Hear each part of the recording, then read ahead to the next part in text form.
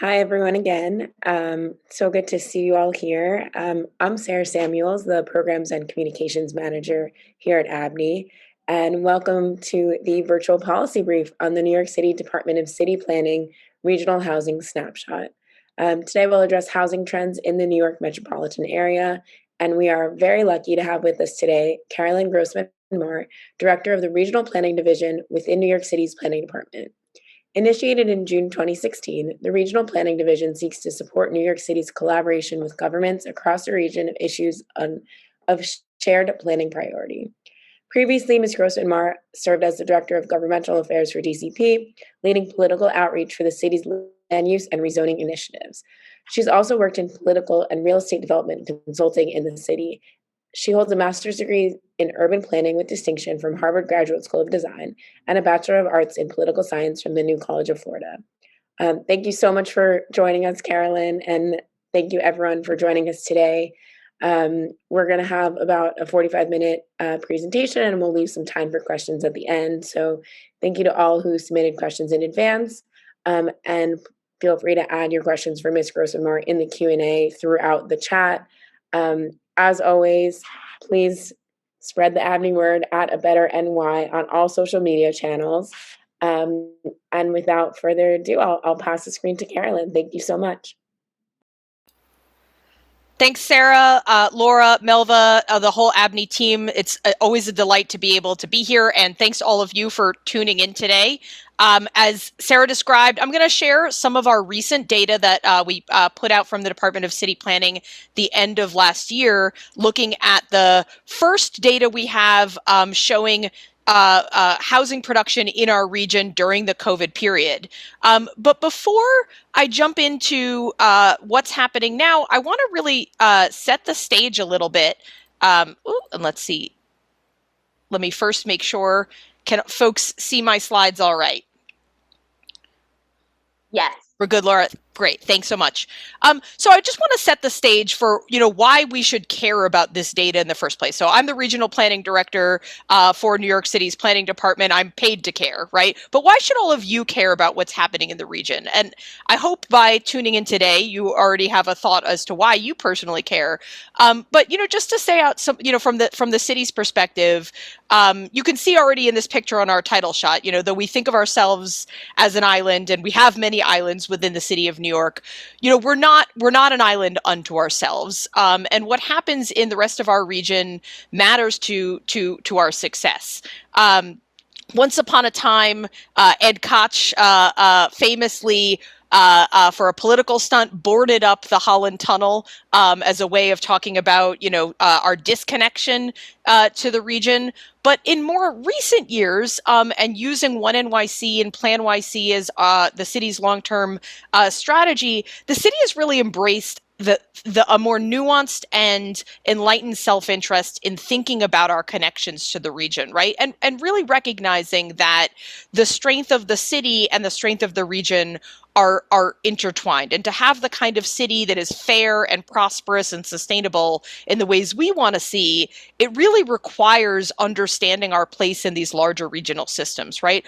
All of the values, our healthy economy, the interconnection of our infrastructure and our environment, and for today's purposes, the health and affordability of our city and our housing market as a place that people can afford to live are intimately interconnected with what's happening outside of our city. So, what do I mean? And, what do we think about when we mean the region? Just to put some data baselines in front of us as we start looking at what's happening now.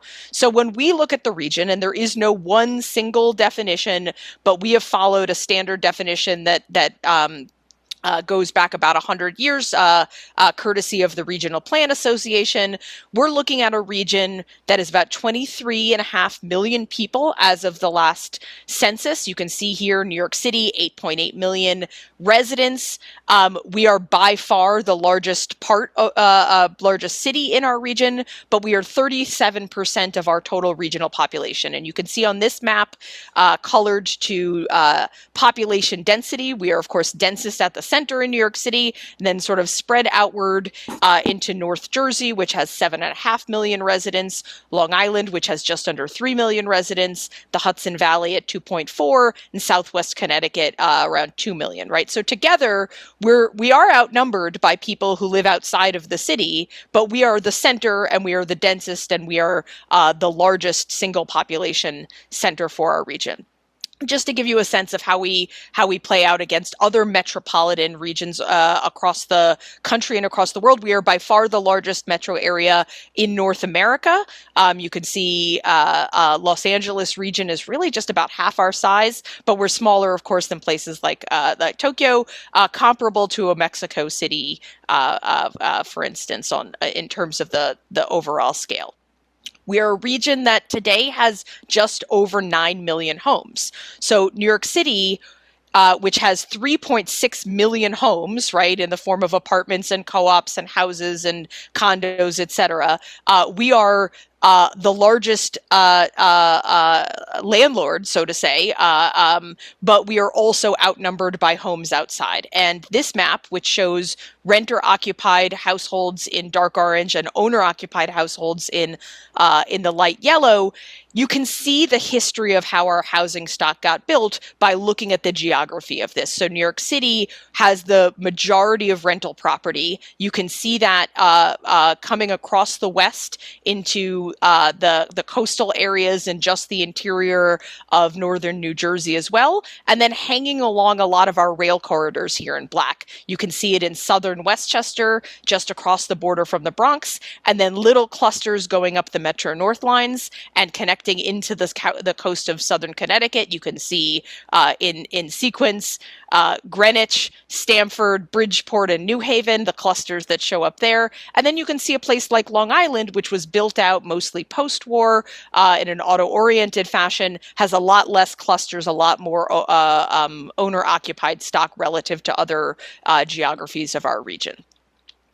And we're, of course, a region of enormous economic value, over 10 million jobs, representing $2 trillion in GDP, almost 10% of the United States economy. Half that GDP is generated inside New York City, of course, center of the region, center of economic value, but half of that GDP is generated outside in an enormous diversity of different kinds of industries that work in complement to what we have inside the city. You can see rough categories here. You can see our office districts, small inland area, but quite mighty, lower Manhattan, Midtown showing up just at the center of this map. And then you can see all the suburban office districts showing up again on the coast of Connecticut, in interior New Jersey, and along Long Island. You can see certain concentrations of industrial jobs like the Jersey Turnpike and the airports and some of the IBZs in New York City.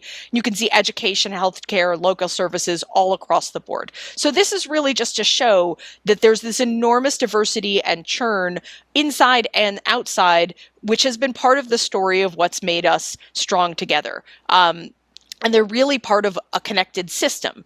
But jurisdictionally and politically, we are much more fragmented and defined, right? We are also a region covering portions of 3 states, New York, Connecticut, New Jersey, 31 counties. Though counties don't mean the same things politically in all 3 states. Connecticut has a much more weak county system. They're relatively important in New York and New Jersey outside of New York City. And almost 900 different villages, towns, and cities and local municipalities, which control land use and housing planning at its most local scale, as we all know. So throughout the 20th century, we think of New York City as the center and the largest population, but in terms of the growth of our region, it's really been that outward move that sustained us for most of that 20th century, right? When you look back, New York City grew in the first half, leading up to World War II, started to have a flat population in the mid part of the century, lost population, as we all know, in the 70s, and gained it back moving towards the 21st century, it's really only in recent years that we've seen the accelerated population growth of New York City. But all that time, we saw commuter suburbs pre-war, the places like Newark and Jersey City starting to grow up alongside New York City. Then we saw in the post-war period, places like Levittown and those auto-oriented suburbs starting to grow out. And then the last part of the 20th century, we saw exurban growth, right? The outer parts of our region continuing to grow at relatively lower densities. That population growth, and you can see on the chart on the bottom here, has really been the significant driver of how we've accommodated a larger and larger metropolis over the 20th century. But what we saw in the 21st century was a real collapse back to the center. And in the 2010s to 2020s, immediately preceding COVID, we saw population growth hewing to New York City and the closest in areas, particularly around rail. You can see here on the right-hand side, this inset, 87% of the population growth in our region happened within our commuter shed of New York City. The vast majority of that in New York City and in inner parts of New Jersey. It's a flipping on its head of that outward movement. We really saw inner movement happening. And this is matched by job change. We saw job growth queuing to the center of the region. We see housing growth queuing to the center of the region. And we see talent, right? If population is coming to the center, then what we're also seeing is the workforce is coming to the center. And so all of those pressures were really collapsing to a much smaller geographic area, which of course has affected our story of affordability and concentration, just as it's also affected our story of job growth and prosperity in recent years. So setting that context to now think about, all of the questions that we had about what we would start to see with COVID, calling into question some of our basic tenets about how our housing and how our models of living might be changed by both the health crises, the economic crises, and work from home and other ideas about ways of living. So what we're looking at now is 2020 permit data from the federal government. This is the most recent full set we have for our region, looking at housing permits issued by any government in our region that has the ability to issue housing permits. So essentially Department of Buildings data. We supplement this with New York City's data that New York City tracks directly. So we have both federal and local sources in this set. And I'll show you at the end of my presentation how you can look a little bit closer into the data as we go through. So in 2020, for our region, we permitted just about 63,000 new housing units. And you can see in the map on the right, the geographies associated with those permits. And on the left, broad summary totals by subregion. So you can see inner New Jersey, that dark green, the areas closest, we say inner to New York City. Our closest neighbors on the west side of the Hudson led the charge, permitting about 23,000 new housing units. New York City just behind, 21,000 housing units in 2020. Outer New Jersey, the light gray, just a little farther from the city and the coastal areas to the south of the city, about 8,000 new units. Southwest Connecticut, 3,000. Lower Hudson Valley in the dark blue, another 3,000 units. The higher up Hudson Valley, the mid-Hudson as we call it, 2,000 units. And Long Island, just about 2,000 housing units. So the good thing that we take away from this picture is that housing production has stayed relatively high. Looking at the gray bars on this chart is total regional housing permits going back to 2000. And so you can see 2020 is slightly a dip off of 2019, but overall, in terms of this economic cycle, it's a relatively high year for permits. It is the third highest year since the Great Recession, inclusive of 2015, which you can see here is a very anomalously high year.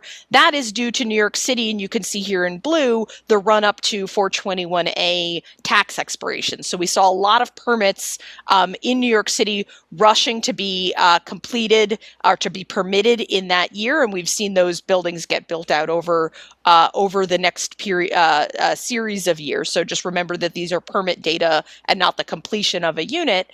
But even inclusive of that permit year anomaly, this is a relatively high year. The second thing that gives us, I think, some excitement and some comfort here is that, unlike the Great Recession, which really was a housing-driven financial crisis, you can see from 2008 to 2009 how significant the drop-off in permits was for our region. Really, housing production came to a standstill at the end of that last economic cycle. Here, 2019 to 2020, we don't see that. So even though construction was shutting down, even though there were significant economic effects in 2020, we saw that permits stayed relatively constant. You can see when we look at the different subregions how that affects. Much of that dip is due to New York City. You can see that here in the dark blue again, that there is a decline, but it's still relatively high compared to the rest of the decade. You can see inner New Jersey, also a very small decline in production from 2019 to 2020, but still quite high relative to its performance over the last 10 years. Outer New Jersey saw a slight increase in permits from 2019 to 2020, and the rest of the region pretty small components of the overall production and relatively flat overall. So if that's the good story, is that we didn't get significantly worse. We saw relatively high and relatively constant housing permits.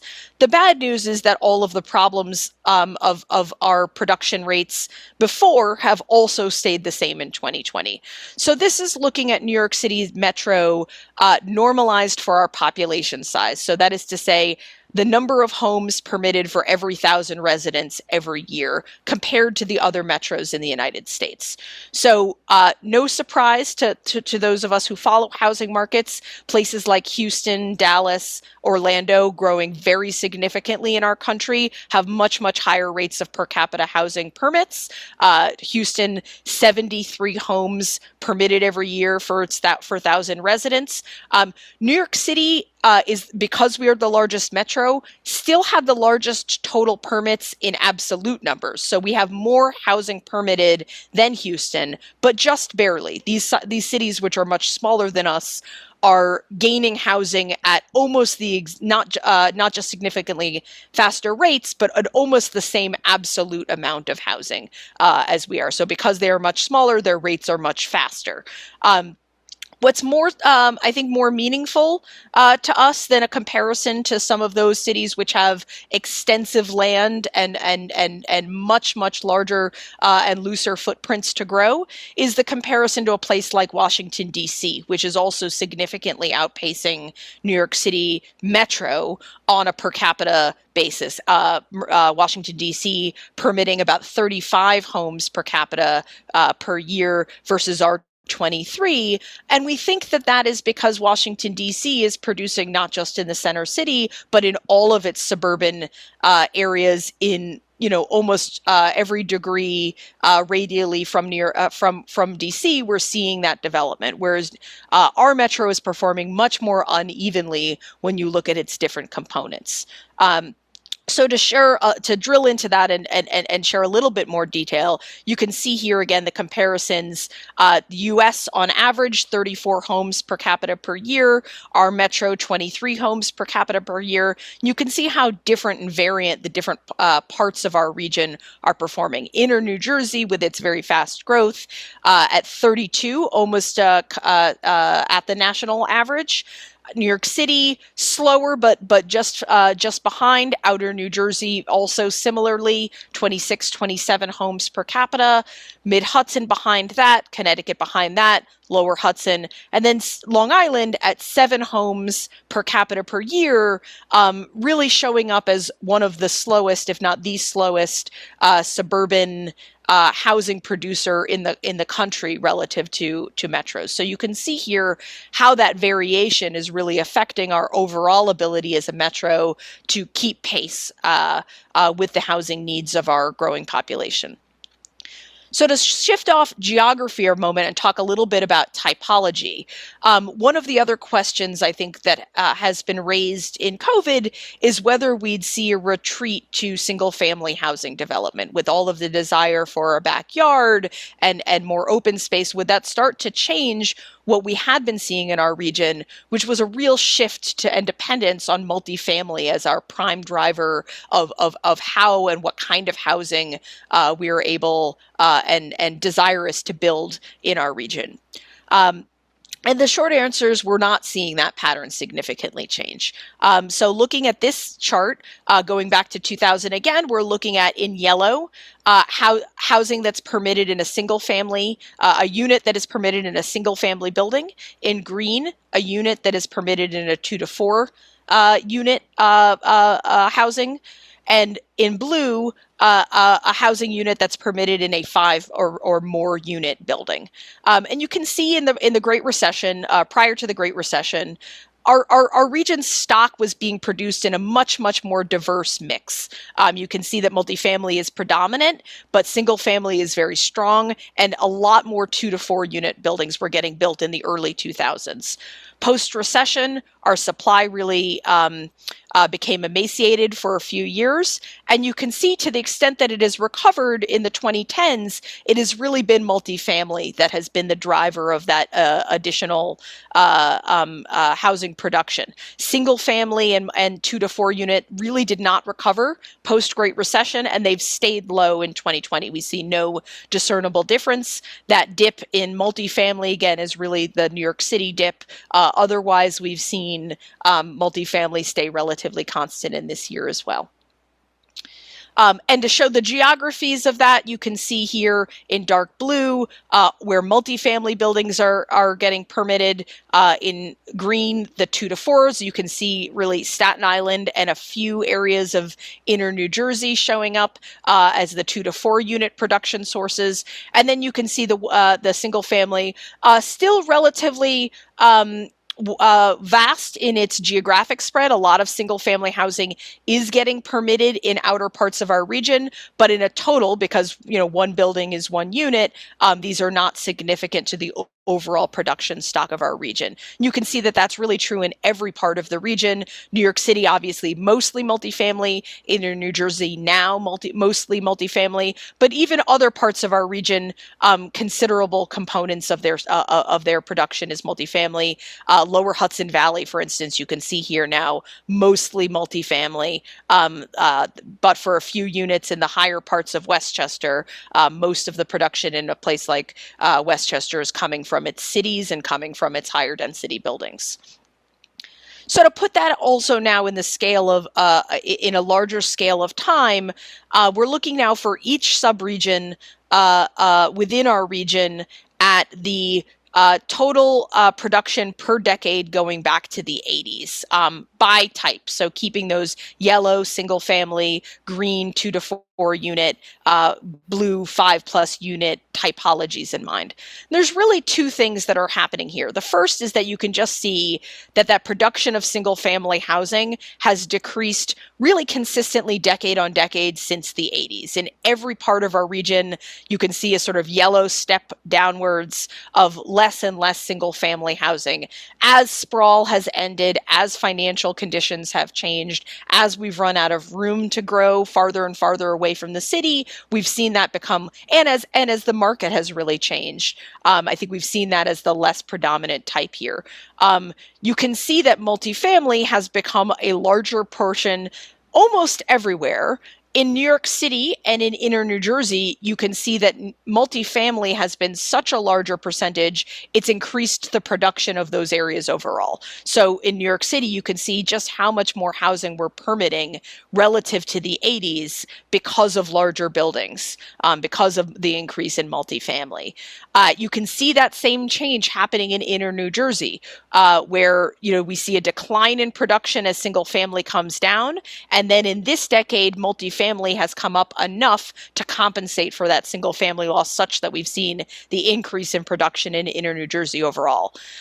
In outer New Jersey, you can see that multifamily has grown a little bit. It's a slightly larger component, or it's a larger component overall, it's a slightly larger absolute number than it was in the 80s, but the change is not extensive. And so overall, we've seen less production in outer New Jersey as the single family has come down and there's not a compensating change in typology. You can see this very much in Long Island, where multifamily has really not contributed to a larger has not really increased, so it's a larger component, but overall the production is significantly down. And lower Hudson, you can see that change happening too, where production is significantly down, but it's now mostly reliant on a multifamily instead of a single family typology, and so on and so forth with the other areas of our region. So to show this on a county level and just a little bit more spatial pattern, you can see over that 40-year period, the total regional production. We were producing about 625,000 new units in the 80s. We've come down, but we're relatively static to where we were a decade ago, 553 versus 548 for this most recent decade. But you can see the geographies of where those units are coming from start to change. With the 80s, you see a lot of that outer New Jersey, Suffolk County, Connecticut lighting up. You can see everything really lightening up except for New York City and the closest in areas in the most recent decade. And then just to normalize this again for per capita growth, so you can really see the patterns a little bit more strongly. Again, you can see the US also has been producing less housing decade on decade relative to our population. So back in the 80s, 57 homes per 1,000 residents per year, down to the 34 we're seeing today. Our region from 31 to 23, and you can see how much that exurban growth was really driving it in the 80s and how much we're now seeing the center and the westward movement, the west of Hudson communities, really keeping pace much more so than east of Hudson in Long Island, as well as parts of the Hudson Valley and suburban Connecticut. So that's what we know so far. To leave it on, a note of what we don't know. Obviously, the 2020 data is just the start of looking at the COVID patterns, and there's a lot of questions about how our regional housing market is going to be affected going forward. We've seen tons of news coverage, and I think we're all making our own decisions about, are we seeing exodus to our suburbs? How much will remote work change the relationship between the city and the suburbs, or other regions for that matter.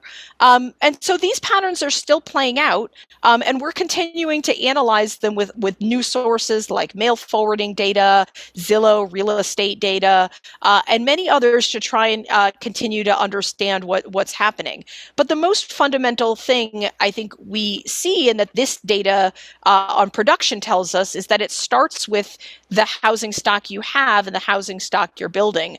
And while we may see more opportunities for new lifestyles, what we're seeing is that the supply challenges that our region has, and particularly as we see increased pressure on our suburban areas, the increased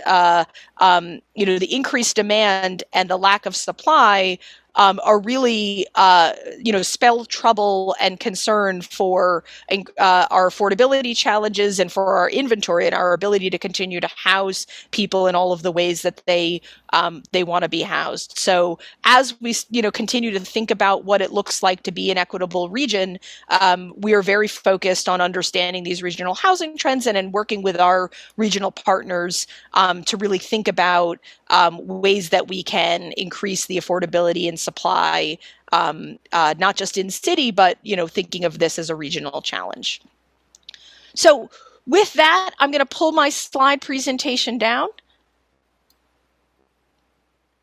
and see what questions folks would like to delve into further. Great, well, thank you.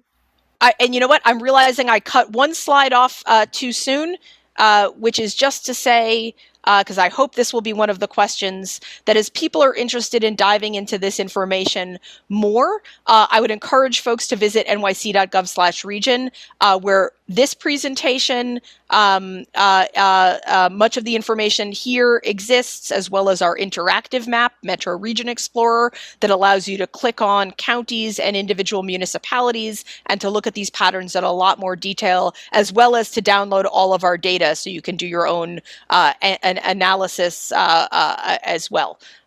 Okay, with that, now I'll pull my slides back down. Great, thank you so much. And I just put that in the chat so people can feel free to click on that. But first of all, thank you. It's so interesting to hear about, all the different challenges in the region and how it's changed with COVID. And I really appreciate you taking the time. So first of all, thank you. And we've gotten some audience questions, so I'll just jump into them.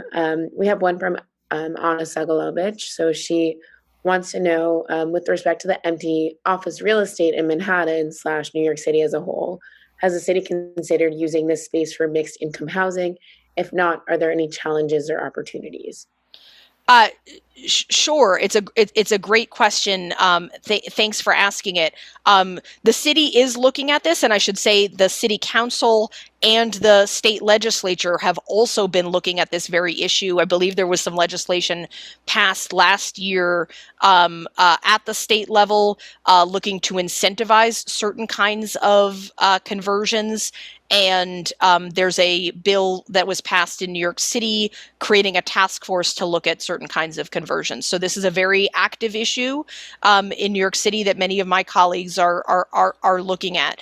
A couple of notes I would certainly make. Certainly, when it comes to New York City, and when we're thinking about the region, it's always important to remember New York City is one of the only places that has as-of-right zoning, right? Which means that if you are a use that is, if you're looking to build something or convert something and it's compliant with the use allowances and the bulk allowances, you can go to the Department of Buildings and you can do it. That's a very unique and very important feature that allows our city to have the dynamic construction and development market that we do have, right? You see a lot of smaller municipalities, everything is by permit only, which really slows the process down and makes things like conversions. We see a lot of antiquated malls around our region. Transforming those is enormously complicated and requires a lot of zoning approvals. So in New York City, if you're in a commercial district, which much of Midtown, for instance, is, that does allow for residential use. So there are conversions that have happened historically. There are conversions that are continuing to happen that are as of right under the existing zoning. And that's going to continue. And that's a good thing. And the policies already allow for that. So when we're talking about incentivizing conversion, or what do we do with empty office buildings, it's often sort of the next level of complexity. There are other things that come into play. How much FAR, for instance, how dense, whether you're trying to convert an office building that was built in 1920, that's 20 FAR, but state law only allows for 12 FAR to exist in a residential building. So now you're talking about state multiple dwelling law. You may be running up against different kinds of bulk or design challenges. You may be running up against Department of Buildings and sort of code challenges in converting a building that was designed for one use to another. Or it may just be very expensive, right? And it may be that you could do it under the law, but it's not financially feasible yet. Or might not financially feasible to do it for affordable housing, but you might want to do it for market rate housing, and then there are policy concerns. So there's a whole lot of issues, I think, to work out in terms of what more the city should look at and should consider in terms of making it easier than it already is to convert buildings.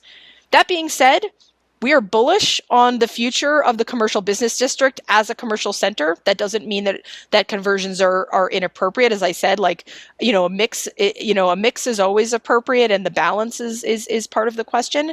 But we believe that the commercial center is always, that even in its current state with Omicron and all of these waves, we're still seeing many millions of people coming into the center, using subways. I'm in my office. I've been back 5 days a week. We could argue over whether 5 days or 4 days or what flexible work looks like. But I think in the long term, the commercial business districts are our commercial centers, and we've invested significantly in them. And we should be thinking about the ways to strengthen them and to meet the challenge, to strengthen them further. And so what do I mean by that, right? Thinking about the centers and other centers, right? You don't have to just, it shouldn't be an all or nothing. We can have a strong midtown, and we can learn from the opportunities that COVID has presented to create strength in other places. We know there are places even in New York City where, retail is doing better because people have been, more in those areas for daytime population. So we've seen outer borough strength in economic development as a result. So we think there's opportunities to grab both of those of those angles. But specifically on the conversions, it's very much, a hot topic and something that the city is continuing to look at. Great, thank you so much. And actually, speaking of outer boroughs, we have a question from Danielle Mowry on that topic. So a little bit approaching it from the other side. But as outer borough neighborhoods gentrify, she asks, she's curious as to how many multifamily units, like brownstones in Brooklyn, things like that, have been converted to single family housing, and how that's affected total housing availability. Yeah. And if that's tracked by DCP. It's a great question, and I'm going to put in a plug for another piece of work that DCP has done, looking at the very detailed neighborhood effects of housing supply. I'm hoping one of my team can perhaps put a link in the chat. If not, we can certainly follow up.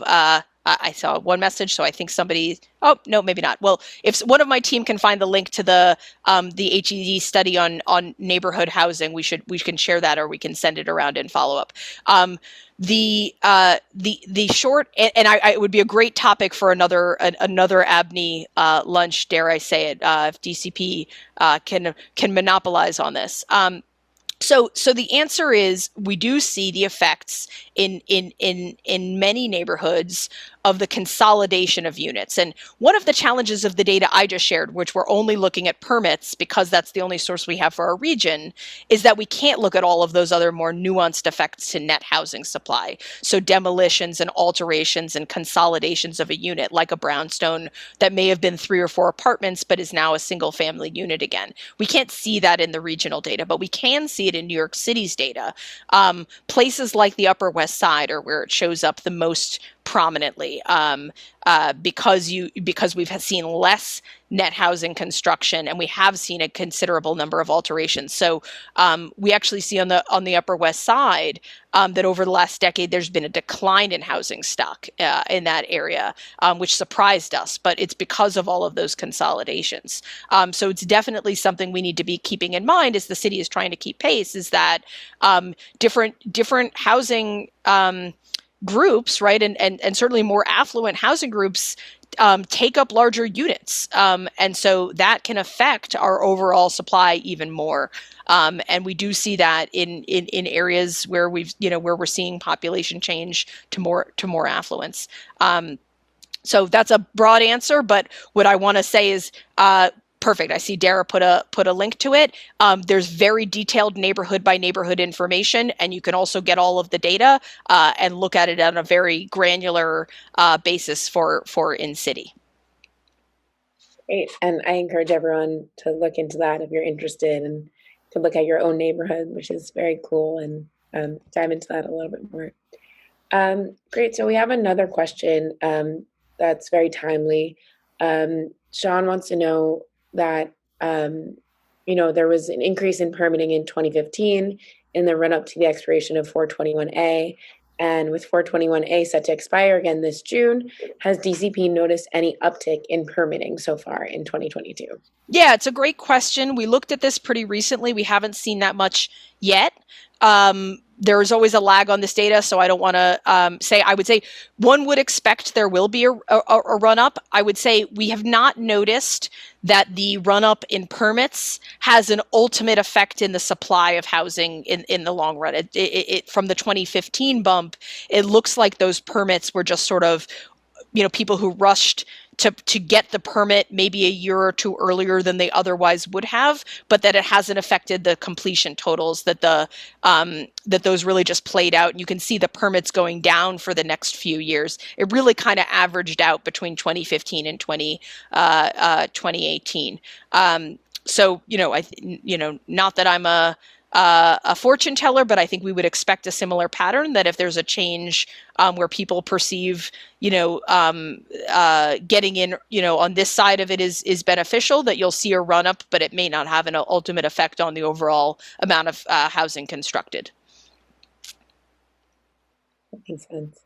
And we had a question come in with signups actually about considering housing and in the regional context. And I know you've spoken a little bit about this, but I was wondering if you could share, how you collaborate with different regions and what their data looks like versus our data, and how that works a little bit more. Yeah, thanks for that question as well. So, one of our jobs as we see it at City Planning's Regional Planning Office is to produce data that we think is valuable not just to New York City, but to the whole region, and to try and understand the context of our region so that we can think regionally but act locally. And that really applies to all of our neighbors. What we found is that there's not wide understanding, because we don't have any governmental bodies that cover the tri-state area in total, and we have so much fragmentation between cities and suburbs and counties and states, that the data that we're showing at a tri-state level is relatively unique. And certainly, when we've looked at the housing picture at the regional scale and this, the level of interactivity, we found that this is an incredibly useful product to our neighbors in contextualizing their own experience.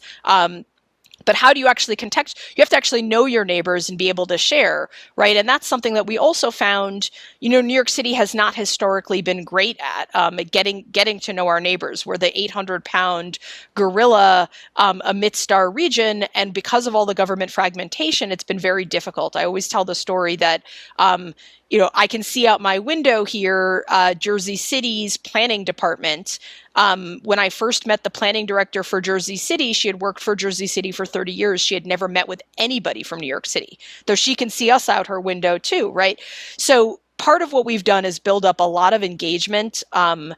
We host a regional leadership council for planning and economic development directors. We invite everybody physically to New York City when it's possible, virtually when it's not been, and we're meeting regularly with our colleagues to share the data we have and to share problems and sort of discuss issues like affordability, which are on the minds of planners, all of our counterparts, but in many smaller planning departments, they don't have access to the resources and information that we do here. So that's a service that we provide in the efforts of trying to align what we're doing. One thing we found very interesting is the dynamic between different suburbs and how meaningful it can be to see not how you're doing relative to New York City, because for all of our suburban areas, there's a culture of like, well, we escaped New York City. We're not trying to be New York City. So we don't really care if you produce all the housing in the world.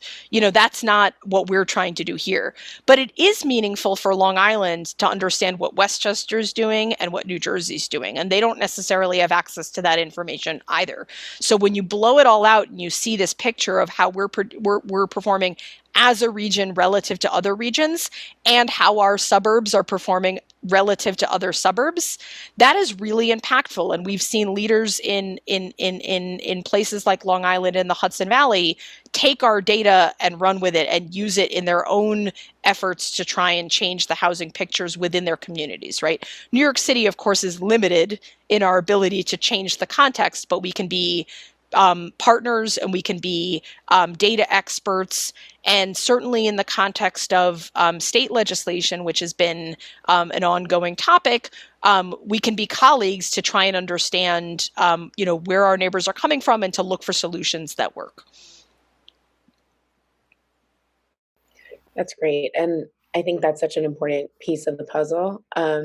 We have another question that came in, not about, inter-region, but really about like public-private partnerships. So um, Joshua Zhao asks, how can architecture offices work with the city to support affordable housing research and construction? So how can private companies essentially help the government to do so?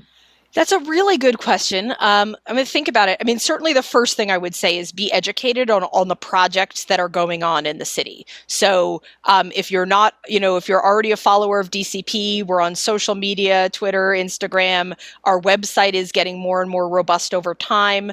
That's true of certainly the Department of Housing as well, Department of Economic Development. I think those are the three agencies that are probably most important. I would follow the work, follow the projects, and see, maybe you'll see that there's a rezoning or a development effort that's happening in your neighborhood where you can get involved and where your skills as an architect may lend certain expertise to that process. Then there are sort of more citywide efforts. So right now, for instance, DCP has an effort around urban design principles where we've been trying to put a sort of meta frame on what are all of the things that we should be looking at for neighborhood planning, for rezonings, for infrastructure work, for all the things the city does. How do we talk about what we like about neighborhoods and the physical characteristics that create a sense of comfort and inclusion and joy and all of the positive experiences that we understand intuitively as you walk around a city, and certainly architects are particularly thinking about, right? The street line, the size of a sidewalk, the relationship of an open restaurant, maybe, bike lanes, bus, right? Like all of the physical characteristics, trying to create a meta language that can apply across planning projects that helps us articulate and structure the decisions the city makes relative to design. So there's a survey out, there's been a number of town halls around that effort. That's certainly something that architects can be involved in. And then other kinds of projects come to mind, certainly open restaurants. We've seen some incredible work from the architecture community, partnered with the American Institute of Architects and through the EDC pro bono services that have helped restaurants figure out how to build, a setup that's compliant and also attractive. Right, we've seen incredible work happening there. In the past, we've seen things like HPD putting out RFPs for ideas on how to design a new kind of housing, things like co-housing or housing on small and irregular lots. There's been opportunities for architects to participate in that process. So it really depends. There's lots of stuff. And I think the most important thing is sort of being tapped in and investigating the kinds of projects that are out there. And certainly, reaching out to agencies or your council members or your borough presidents or your local community boards are also, of course, great sources of information for like what's out there and what you can personally be involved in. That was such a comprehensive answer. It was great to hear like all the different ways you can be involved. Well, and it's important, and everyone should feel, architects and elsewise, right? I think what we need is more people who are interested in these subjects being involved in the civic life, and particularly the planning civic life of our city. It's amazing, to always see for how important these issues are, like housing.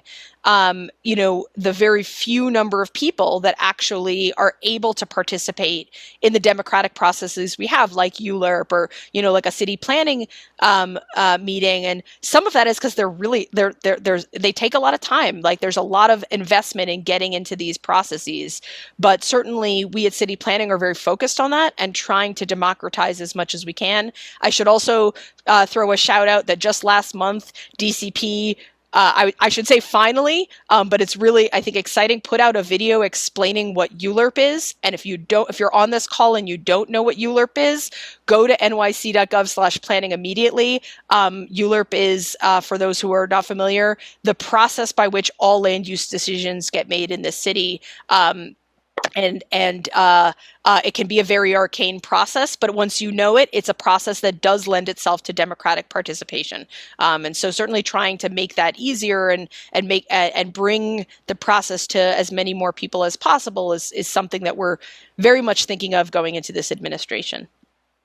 And also, quick plug for a past ABNY event, but we did do an ABNY on Euler, so you can find that on our YouTube channel. Just search ABNY Thompson Euler. But very, it seems like a confusing process, but it makes sense when you learn about it. It's just a very confusing acronym, I think. So definitely encourage everyone to watch it and educate yourself about the topic, because it really is a very important city process that affects the way a lot of things are built.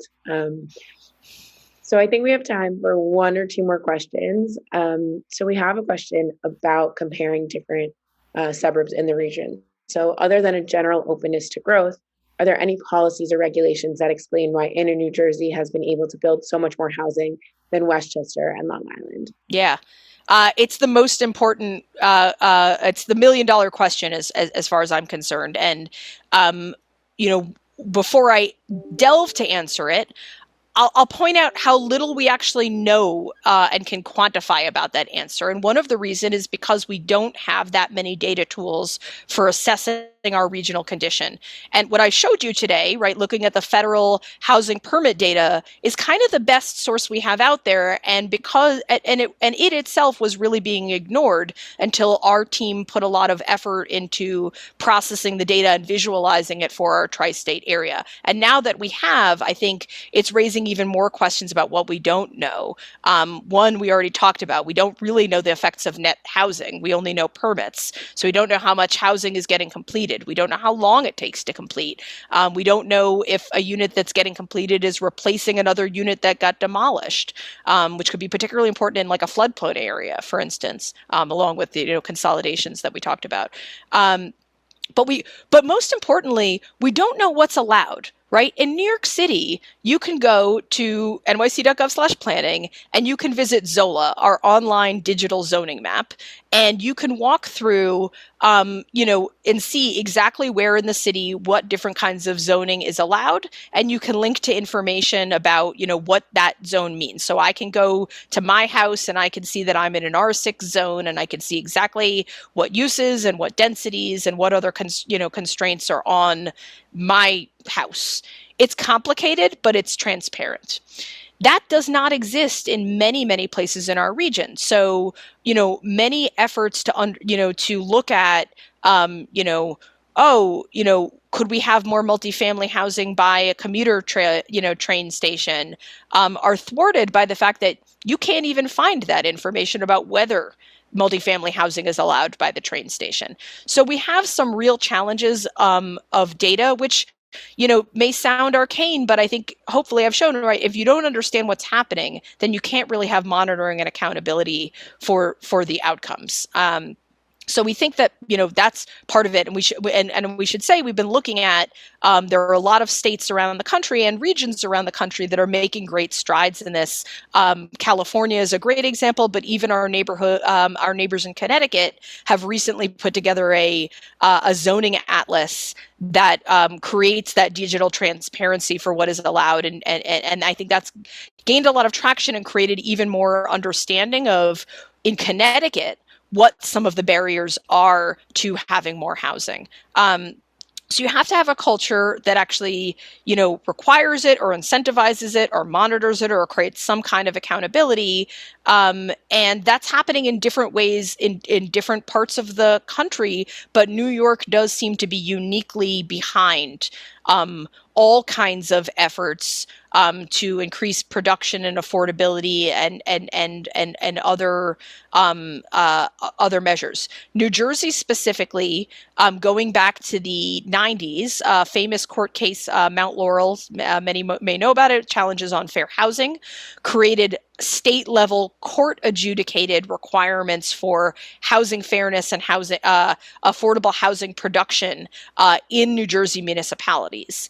And while the court case itself is really complicated and there have been many challenges to it, what it seems to have set off is a lot of other state level infrastructure around housing production that has culturally made a difference over many years, such that today you have many places that are just thinking about their potential for TOD or middle income housing differently. Not to mention a place like Hudson County, which really has had enormous both land and will to create, some of the most significant housing production we're seeing in the country. And we can't really understate how much that's a relief valve for, a place that's right next to Manhattan that, that has housing that's, just a little bit more affordable than in city. So it's a combination of all of those factors. And, I'll add that just to say we're still learning from our New Jersey colleagues all of the different ways that plays out in their day-to-day experience. But it's very clear that it's just a little bit easier to build and there's just a little bit more political will. And so the difference is, like in Long Island, you might see it takes 7 years to build a building that's 80 units. And then that's a success, and it is a success. We should rightly appreciate the 80 units that do get built that are, an incredible contributor to the, to the affordability and quality of life of that neighborhood. But the same project in New Jersey might take 3 years and might be 500 units. And so, those are just sort of playing out. When you zoom out to the regional scale, you see how much those differences matter.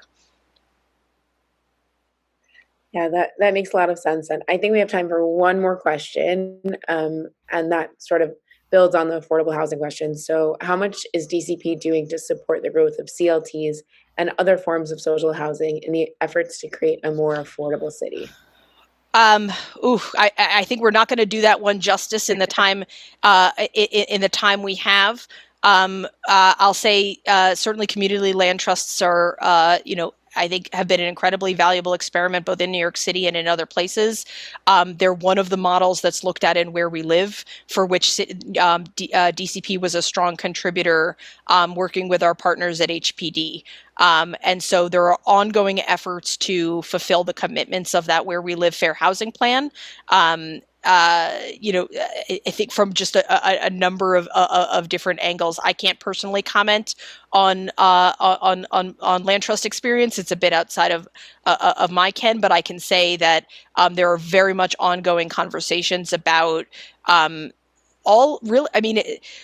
you have to tackle housing equity from 100 different angles, right? There's no one single cause and there's no one single solution, but certainly supply and incentives and focusing on linking housing to economic opportunity and the transportation elements, right? All of these layer into the way that we think about planning, and that is just as much the laser focus of our agency in this new administration as it was in the last administration, and I know there's going to be, great more things to come from that. All more fodder for future ABNY sessions as well. We'll just do a whole series with DCP. Love it. Well, thank you so much. I really can't thank you enough. This was so informative and interesting, and I hope everyone enjoyed it. And really, really thank you for taking the time to join us today and explain the regional housing snapshot. It's so important to learn about this stuff and communicate with other members of the region. So really, thank you. Well, Sarah, the pleasure's all mine, and thanks again to the whole ABNY team for making it possible. And I hope everyone enjoyed themselves, and encourage you to continue to stay engaged in our work and in all of the many other components of planning that we talked about today. Great. Thank you so much, and hope to see you soon.